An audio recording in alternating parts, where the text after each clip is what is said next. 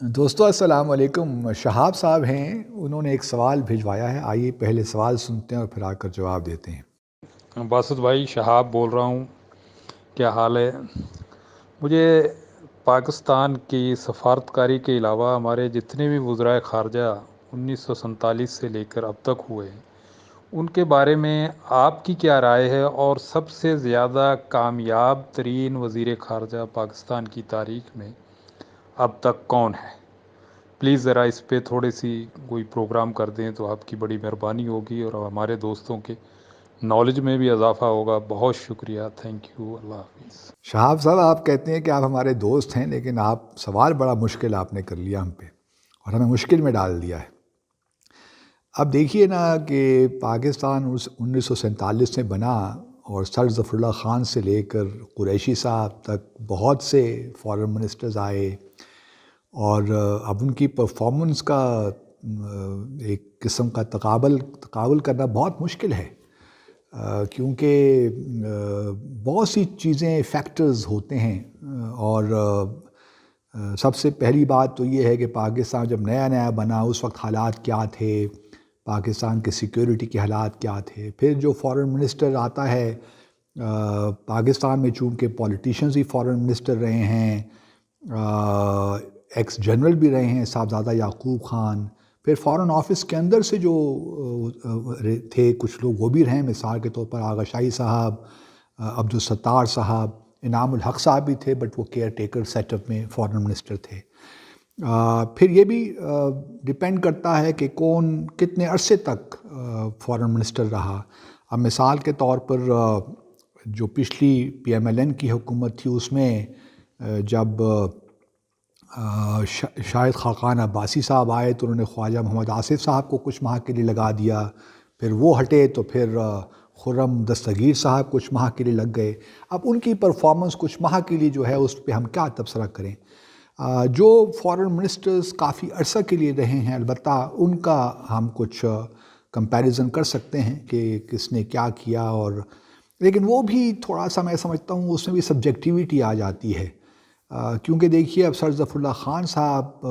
تقریباً 6 سال foreign minister رہے، 47 سے شاید 54 تک یا 55 تک، مجھے صحیح یاد نہیں آ رہا۔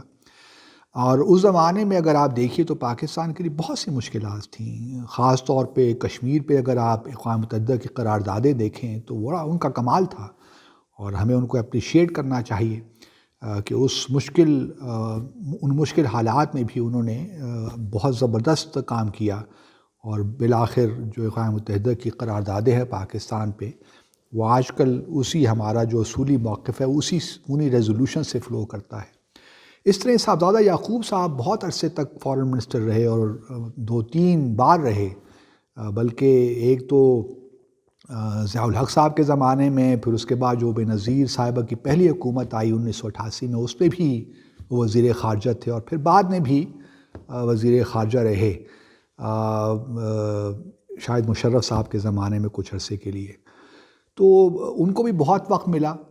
اور ان کے زمانے میں کیا حالات تھے۔ ہمارا ایک اور بہت کشمیر کے علاوہ ایک اور بہت بڑا پاکستان کے لیے چیلنج ہمیشہ رہا ہے، وہ ہمارا نیوکلیر پروگرام تھا، خاص طور پہ 1974 کے بعد جب بھارت نے پہلا نیوکلیر ٹیسٹ کیا، تو اس کے بعد پھر ہم نے بھی اپنا نیوکلیر پروگرام ترتیب دیا، پھر ہم پہ سینکشنز بھی لگیں۔ اس زمانے میں ہم کہہ سکتے ہیں کہ جی جو ہم نے پاکستان کی تو بہت بڑی کامیابی تھی کہ ہم نے ان سینکشنز کے باوجود بھی اپنا نیوکلیر پروگرام کو انٹیکٹ رکھا، جاری رکھا، but on the other hand جو سینکشنز ہم پہ لگیں وہ شاید ہمارے اس وقت کے فارن پالیسی کی ایک قسم کی ناکامی تھی، کہ ٹیسٹ تو کیے بھارت نے 1974 میں، لیکن سارا نزلہ ہم پہ گر گیا، تو بڑا مشکل ہو جاتا ہے۔ لیکن چونکہ میں نے پرانے وزرائے خارجہ کو تو قریب سے نہیں دیکھا، لیکن جن لوگوں کو میں نے بہت قریب سے دیکھا اس میں آبویسلی جب میں نے فارن سروس جوائن کی 1982 میں، تو اس کے بعد عبدالستار صاحب، انعام الحق صاحب، خورشید قصوری صاحب کو ان کا بھی بڑا طویل عرصہ ہے، اور انہوں نے بھی اپنے حساب سے بہت کام کیا۔ لیکن ایک اور پرابلم ہمارے ہاں یہ ہو جاتا ہے اپنے شہاب صاحب، کہ ہماری فارن پالیسی، کیونکہ ہمارے اندر تو پولیٹیکل اسٹیبلٹی نہیں رہی، کبھی جمہوریت آ گئی، کبھی مارشل لاء آ گیا، تو جب مارشل لاء آ جاتا تھا تو پھر سارا فارن آفس سے وزیر خارجہ دنیا بھر میں مارشل لاء کو ہی جسٹیفائی کرنے میں لگ جاتا تھا، اور یہ ہم نے دیکھا ہے۔ مثال کے طور پر جب پرویز مشرف صاحب نے نواز شریف صاحب کو ہٹایا تو ہمیں کامن ویلتھ سے بھی ہٹا دیا گیا۔ اس کے بعد ہماری ساری توجہ میں اس وقت چونکہ پاکستانی میں تھا، لیکن مجھے معلوم ہے کہ کس طرح ہماری سفارت خانے فوراً انہوں نے نواز شریف کی جو ایک دن پہلے ان کی تعریفوں کے پل باندھتے تھے، اگلے دن ہی ان کو برا بھلا کہنا شروع کر دیا۔ تو ہماری فورن پالیسی کو چیلنجز رہے ہیں یہ اس قسم کے، کیونکہ جب آپ کے ہاں ایک سسٹم میں اسٹیبلٹی نہ ہو تو پھر فورن پالیسی کے میدان میں بھی آپ کچھ زیادہ کامیابیاں حاصل نہیں کر سکتے۔ لیکن اس کے باوجود ہی میں سمجھتا ہوں کہ ہمارے کچھ فارن منسٹرز گو کہ انٹلیکچولی، بعض لوگ انٹلیکچولی بڑے ساؤنڈ ہوتے ہیں اور لیکن جب وہ فارن منسٹر بنتے ہیں تو خاص ڈیلیور نہیں کر پاتے۔ بعض اوقات ایسا بھی ہوتا ہے کہ جن لوگوں سے ہمیں بہت سی توقعات ہوتی ہیں وہ توقعات بھی پوری نہیں ہوتی، وہ اپنی ہی جو ہے پرسنل پروموشن یا انگریٹائزمنٹ میں لگ جاتے ہیں۔ یہ بھی ایک ایشو ہمارے ہاں ہے۔ لیکن اگر آپ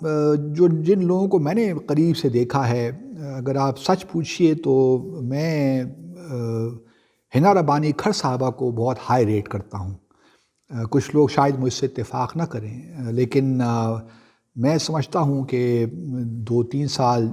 جتنا عرصہ بھی وہ رہیں وزیر خارجہ، ان کو میں نے بہت قریب سے کام کرتے ہوئے دیکھا ہے۔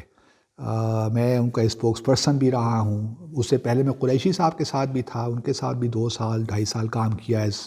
فارن دفتر خارجہ کے اسپوکس پرسن کی حیثیت سے۔ لیکن جو میں نے کام کا دیکھا، جو ہارڈ ورک کھر صاحبہ کرتی تھیں، جس طریقے سے پریپیئر کرتی تھیں اور جس طریقے سے وہ اپنے انٹرلیکیوٹرز جو ہوتے تھے ان سے انگیج کرتی تھیں،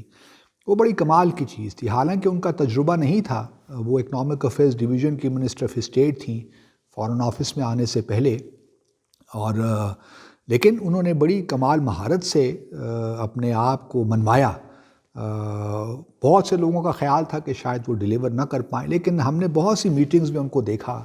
جس طریقے سے وہ اپنے آپ کو کنڈکٹ کرتی تھیں، بڑا کلیئرٹی کے ساتھ چیزوں کو سوالات پوچھتی تھیں۔ سوالات قصوری صاحب بھی بہت پوچھتے تھے، یہ بھی ان کی بہت خوبی تھی، اور وہی بہت اپنا کام محنت سے کرتے تھے۔ لیکن حنا ربانی کھر صاحبہ کا جہاں تک تعلق ہے، میں ذاتی طور پہ ان سے بہت متاثر ہوا ہوں، کیونکہ گو کہ ان کا ٹائم پیریڈ کم ہے، پورا 5 سال کا عرصہ نہیں ہے، لیکن جتنے سال بھی وہ رہیں ان کا ویژن تھا۔ مثال کے طور پر دیکھیے نا، یہ بھی ایک جملہ مجھے ان کا یاد آتا ہے کہ for Pakistan the most important capital in the world is Kabul. یہ ان کا دیا ہوا جملہ ہے، کیونکہ ان کو یہ ایک ویژن تھا کہ جب تک افغانستان کے حالات بہتر نہیں ہوتے، پاکستان میں کبھی اس طریقے سے امن نہیں آ سکتا، اور جو ہمارا اکنامک پوٹینشل ہے ہم اسے فوکس نہیں کر سکتے۔ قریشی صاحب بھی بڑے ہارڈ ورکنگ ہیں بائی دا وے، وہ بھی اپنا کام ٹاکنگ پوائنٹس بنا کے جاتے ہیں میٹنگز میں، لیکن وہ چونکہ ایک جو ہے بعض اوقات ایسا بھی ہوتا ہے کہ جو پالیٹکس ہے وہ زیادہ آپ پہ حاوی ہو جاتی ہے، تو لیکن ڈیلیوری کے حساب سے، ایفیکٹونیس کے حساب سے میرا خیال یہ ہے کہ اور ڈیمینر کے لحاظ سے اپنے آپ کو کس طرح آپ کنڈکٹ کرتے ہیں اور ہیوملٹی کے ساتھ، یہ جو بات ہے یہ میں سمجھتا ہوں کہ جو ریسنٹلی حالیہ دور میں جو ہمارے فارن منسٹرز آئے ہیں اس میں حنا ربانی کھر صاحبہ کو میں بہت ہائی ریٹ کرتا ہوں۔ گو کہ پرانے جو سارے وزراء خارجہ تھے ان سے مقابلہ نہیں کر رہا، آغا شاہی صاحب، صاحبزادہ یعقوب، وہ بھی اپنا ایک بریڈ تھی، لیکن حالیہ سالوں میں مجھے کم از کم کھر صاحبہ نے بہت متاثر کیا ہے۔ آپ کے سوال کا بہت شکریہ۔